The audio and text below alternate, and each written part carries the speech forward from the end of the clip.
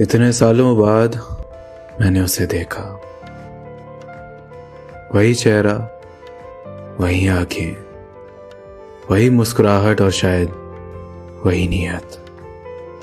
मैं ऑफिस से घर जा रहा था, थोड़ा थका हुआ, थोड़ा उदास, और बीच रास्ते एक सिग्नल पर मेरी नजर उस पर जा रुकी। वो सामने खड़ी थी। कुछ पलों के लिए मेरा समय थम सा गया मानो। उसने मुझे देखा, मैंने उसे। वो मुस्कुराई जैसे कुछ हुआ ही नहीं कभी। और मैं अंदर ही अंदर कांप रहा था। दिल तेज तेज धड़क रहा था। हाथ ठंडे पड़ गए थे।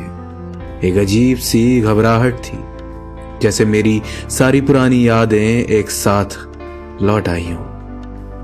मैं आंखें छुपाने की कोशिश कर रहा था, पर नजर हट नहीं रही थी। मेरे मन में बस एक ही सवाल चल रहा था, क्यों मेरी नजर पड़ी? क्यों वो मुझे आज फिर देख गई? मैं नहीं चाहता था उसे दोबारा देखना।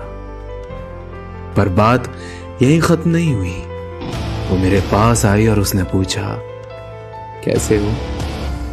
और मैं बिल्कुल नम था। हाथ पैर सुन पड़ चुके थे मेरे। जुबान ने साथ छोड़ दिया था मेरा। मैं सिर्फ उसकी आंखों में देख रहा था, जिनमें कभी प्यार हुआ करता था, मगर सिर्फ कुछ पलों के लिए। कुछ पल की अजीब सी खामोशी के बाद वो खुद बोलने लगी। उसकी आवाज में भी एक अजीब सी कंपन थी जो मैंने पहले कभी नहीं सुनी।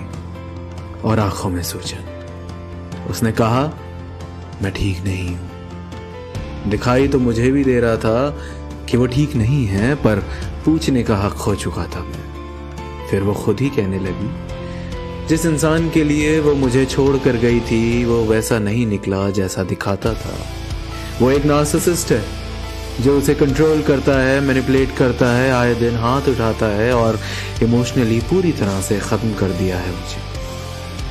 उसने कहा, मैं सोचती थी वो परफेक्ट है, पर उसके साथ हर दिन एक नई सजा मिलती है। मुझे आज भी पछतावा है तुम्हें छोड़ जाने का। मैंने सोचा था कि मैं एक बेटर पर्सन की तरफ जा रही हूं, और शायद वही मेरी जिंदगी की सबसे बड़ी गलती और सबसे खराब फैसला साबित हुआ। मैं चुप था, बिल्कुल खामोश।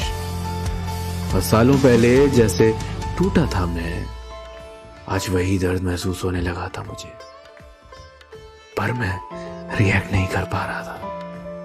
आंखों के सामने वो इंसान खड़ा था जिसके लिए मैं कभी अपना सब कुछ गंवा चुका था, और आज वो मुझसे मदद मांग रहा है।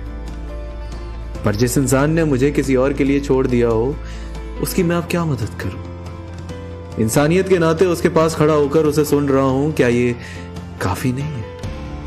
लेकिन मैं कैसे रुक जाता उसको कुछ कहने से? इतने सालों से कितनी बातें दबी थी मेरे जहन में। आखिर कुछ तो कहूं जो उसे भी महसूस हो कि उसके वैसा करने से मेरे अंदर के मोहब्बत के बगीचे में कैसे नफरत के फूल उगे थे। मैंने धीरे से कहा, मेरी जान, ये कर्म है तुम्हारे। जो बीज बोया था तुमने, वही फल मिलाया। वो आंखों में आंसू लेकर बस मुझे देखती रही, जैसे मेरी हर बात उसके दिल के अंदर चुप गई हो। मैं अपनी मंजिल की ओर बढ़ने लगा, अपने आप को क्लोजर देता हुआ। लेकिन तभी पीछे से आवाज आई, काश मैं समझ पाती उस वक्त। मैंने आगे देखते हुए कहा, काश मैं मिला ही ना होता तुमसे, क्योंकि मेरा उससे पीछे मुड़कर कुछ कहना भी अब वो डिजर्व नहीं करती थी।